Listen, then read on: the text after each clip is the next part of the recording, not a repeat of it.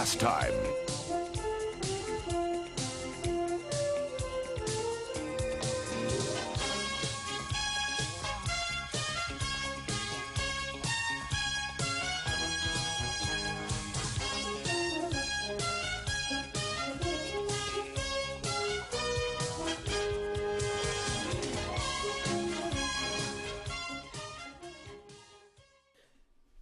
Hey everyone, DCB here again. So I'm back with part 2 on my fiberglass mold making adventure. If you didn't catch the first part, I suggest you go back and watch that. There's a link to it somewhere here, up in the corner or down in the description. Anyway, go watch that and then come back and I'll show you how I use that mold to make an actual casting of the bases that I will replace the damaged and or missing ones from the two Ronald McDonalds and the Officer Big Mac that I'm restoring. I'll also keep the mold on hand for any future McDonald's statues that may need a base.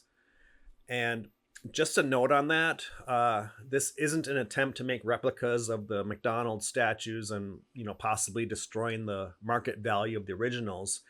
It's more so a piece to restore the ones that need a base. Kind of like if you're restoring a classic car and you need a new set of tires or something. I'm not now nor ever going to mold and cast the actual character parts. In this second part, I'm not going to go into too much detail on how to do the fiberglass layup, since I went into that in the last video. But I just wanted to show you some of the little differences between molding and casting. It's basically the same. It's just kind of done in reverse, sort of. There's a different gel coat used as well and some prep you need to do to the mold. But other than that, it's the same general idea and process.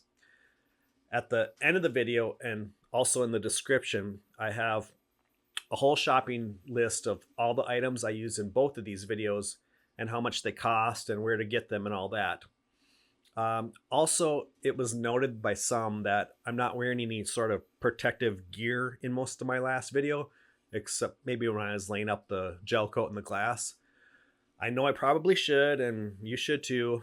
I think most people know that, the dust and fumes from these harsh chemicals aren't that great for you.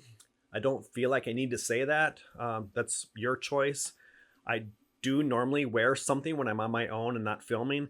And I also do a lot of it outside or in a well-ventilated area. So anyway, with that said, let's sit back and watch me attempt to do something I've never done before. All right, wish me luck. The first thing I have to do is wax the mold, just like I did when I was molding the original piece. This helps prevent parts from sticking to each other. Get the wax in all the nooks and crannies and then buff it out after it hazes over. I'm going to do this about 3 times until masking tape doesn't stick to it anymore. I actually hate this step the most as the wax is quite sticky and it takes a lot of elbow grease to buff it out to a shine. I'd like to find a mechanical way to do it, but I'm not sure that's possible with all these details in the piece. And now I'm going to extrude some plasticine clay out of my extruder and run a bead of it along the edge here.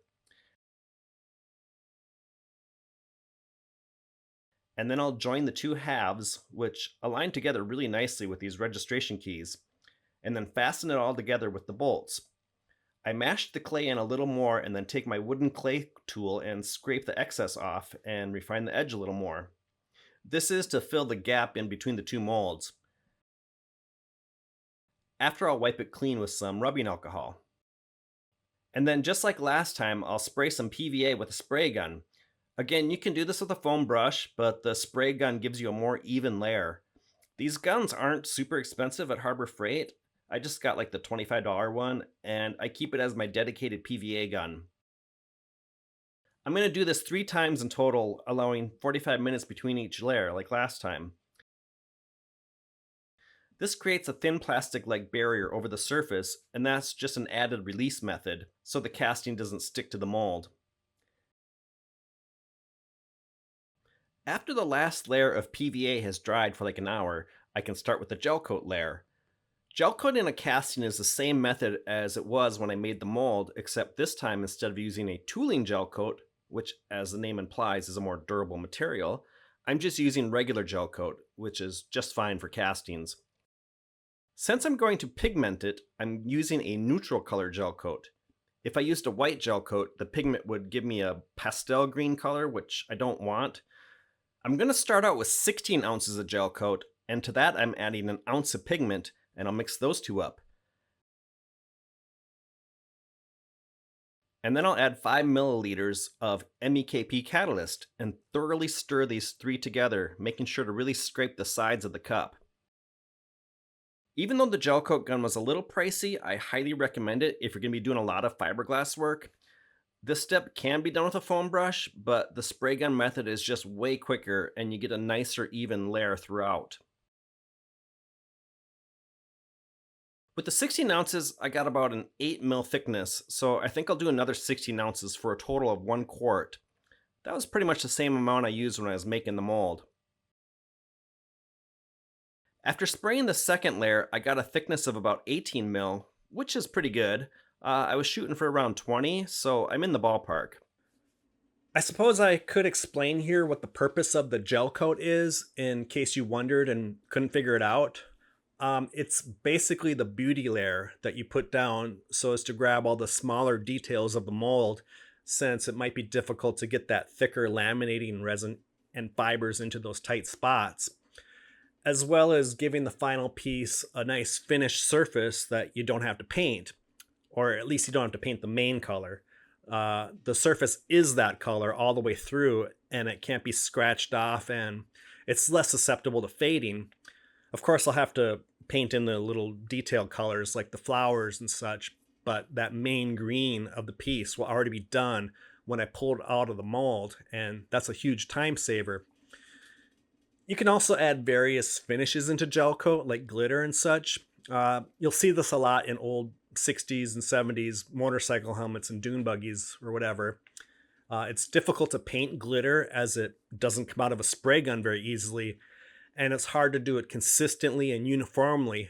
But if you mix it into the gel coat, it's now evenly distributed throughout, and it will embed into that final finished surface. So it just basically makes a nice outer magic shell that you don't see the transparent resin and the fibers. So I hope that makes sense. Thanks, gel coat. Again, I'm pre-soaking the whole area, and then I'm going to lay down the thin tissue layer that grabs all the fine details and gives a nice surface for the next layer to go on. Like I said, it's basically the same method as the mold, but in reverse. Instead of the side walls draping down, now they're going up. I'm now laying on the 0.75 glass. I'll cut this pinwheel shape around it and then push it down into the bowl. Since it's really warm in my shop today, I noticed that the batch of resin is starting to get really jelly quickly. So I think I'm going to toss this one out and make a new batch and not put as much catalyst in it. That should give me more work time. So as I was doing the monotonous task of laying up the fiberglass by hand, I got to thinking there has to be a faster, better way to do this. I mean, people don't do this all day long in actual manufacturing settings, do they?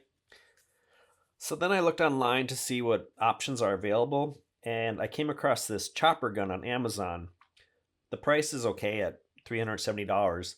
What it basically does, it runs a fiberglass rope through one end and it chops it into little strands out the other. But then you'd still have to get the resin in there and stuff, which I don't know, might not be too bad. I'll look into that more later. But then I thought there's got to be a method that actually mixes the two together right away. And I found this tool that does just that. It sprays resin out of one nozzle and chopped fiberglass out of the other, and it combines them both at once. That looks pretty dang swell and a huge time saver. But then I looked at the price and I thought, nah, I'm not ready for anything like that. Not yet, or maybe ever. But it's still a pretty neat idea. Anyway, back to laying and brushing everything up by hand, like our forefathers did. After everything was done, I saw this bubble in the middle here that just won't go down. And I think what happened was that this was at the beginning part that I started at, and it got resin on it, and it kind of cured before I pushed it all the way down. And then by the time I got back around to that spot, it had cured and hardened as a bubble. But I don't want a weak area to be right in the center of the casting. So in the morning, I'll try and cut out that area and put a new piece of glass there. The next morning, I took my Dremel with a cutoff wheel and carefully cut off that excess bubble dome, making sure not to go too far and hitting the gel coat layer. And then I'll just fill that hole up with resin, brush on some more all over the place, and then fiberglass and be on my way.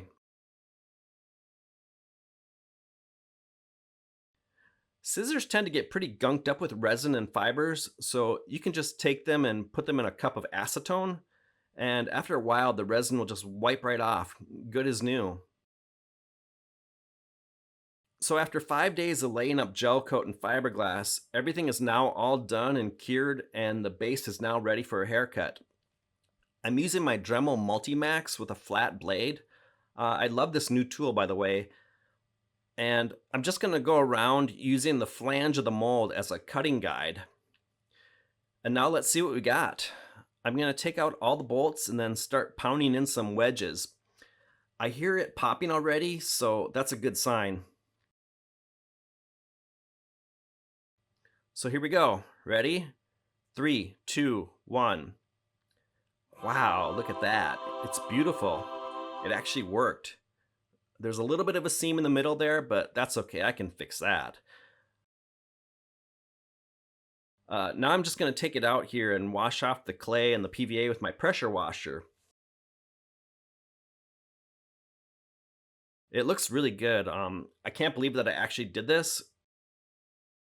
And it's nice and solid too.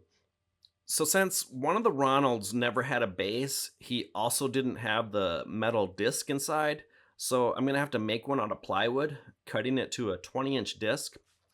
I have an original one here that I can use as a guide on where to drill the holes. So I'll just drill these holes and then place it on top of the base and mark where I want that to be drilled.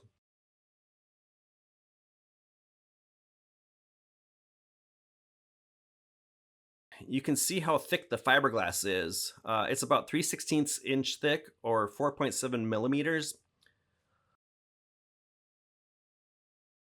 So now let's test fit the Ronald. And he fits perfectly.